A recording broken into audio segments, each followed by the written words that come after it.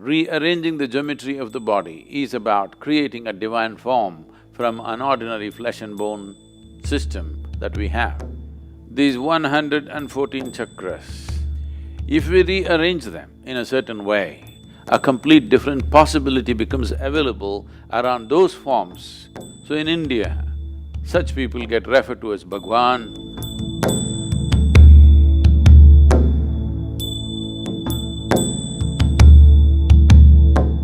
What we refer to as the universe or as cosmos is essentially a complex amalgamation of forms.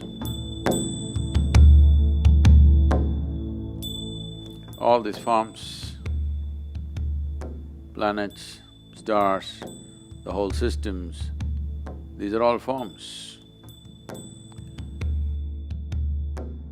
When these forms evolve over a period of time to become efficient forms,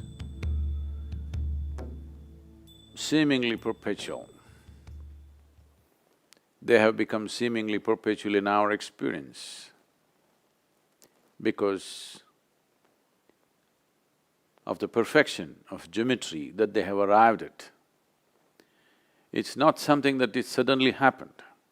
Each one of these forms have evolved over a period of time.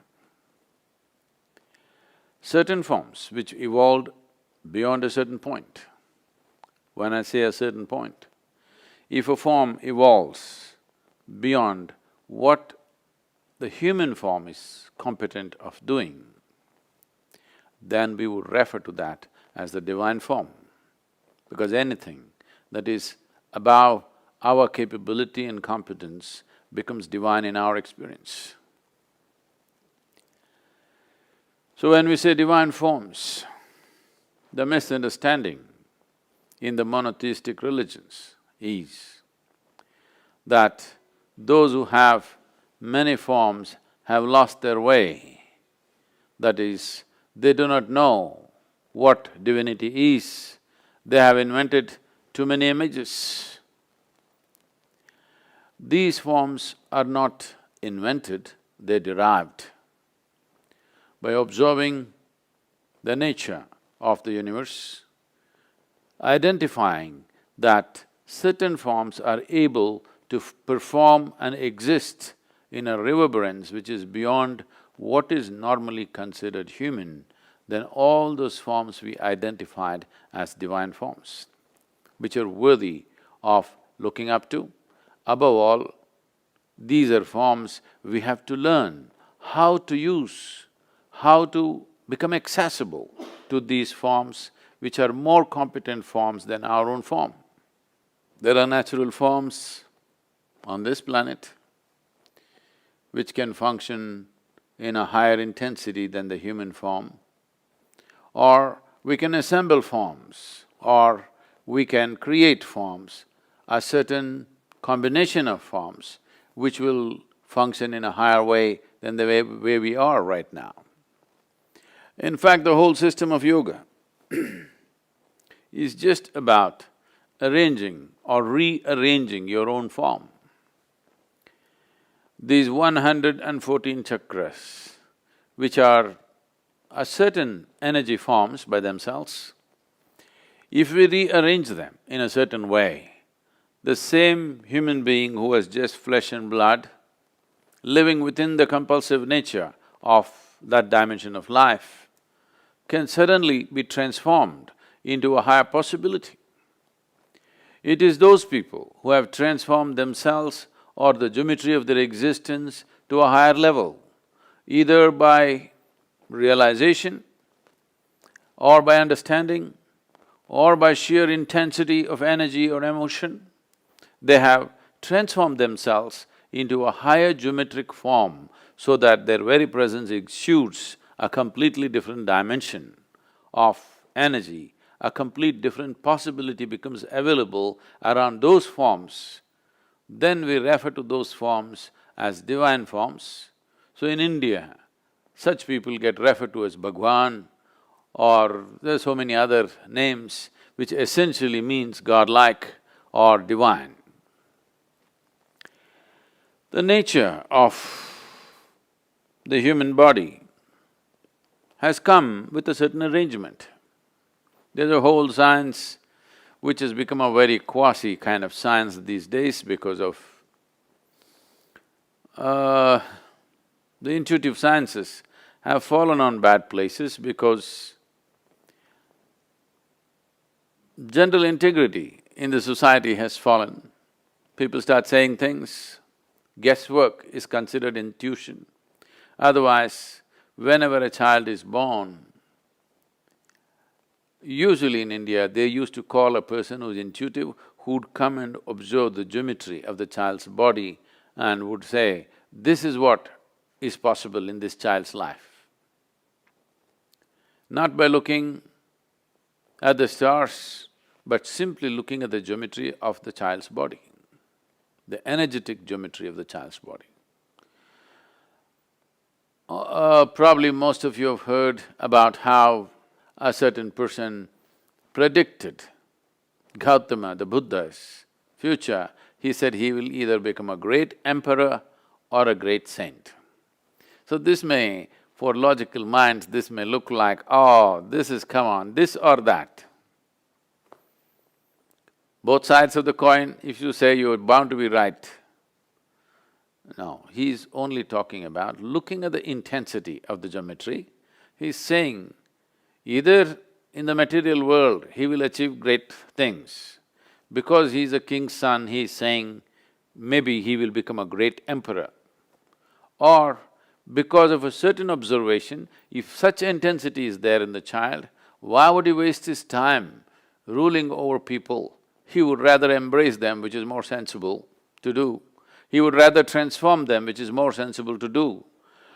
So, he said the intensity is going beyond being an emperor. Being a king's son, probably he will become an emperor. But when I look at the intensity of the geometry, maybe he will become a great sage. Well, he turned out the other way around. He was not wrong in that prediction. If he had fallen back in his life for some reason, maybe he would have become a great emperor, a conqueror. Maybe he would have conquered many lands and become a great emperor.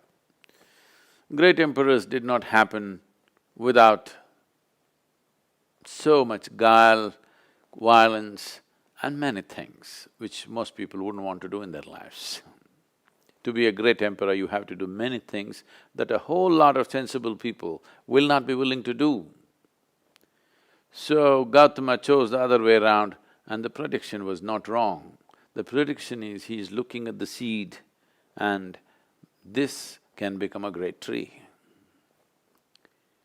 So the geometry of the body, rearranging the geometry of the body is about creating a divine form from an ordinary flesh and bone system that we have. Is something wrong with flesh and bone? Nothing wrong, it comes with its limitations. It's a compulsive form. Is something wrong me being compulsive? Nothing wrong if you don't appreciate what it means to be free. Nothing wrong being compulsive. Is something wrong being a creature on this planet? Nothing wrong. It is just that if you die without exploring the possibility of being something more, human life does not get fulfilled. Every life, from the smallest to the biggest, is aspiring to become a full-fledged life.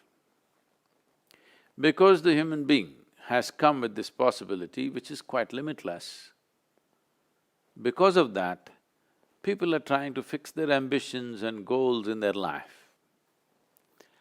What is a seamless possibility? People are trying to fix it so that they will feel like achievers.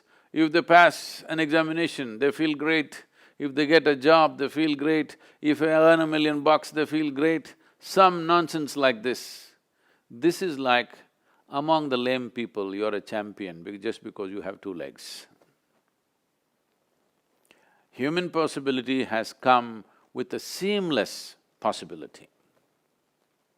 There is no way you or me can fix a goal, if I reach this, I'm done. It's a stupid way to culture one's life.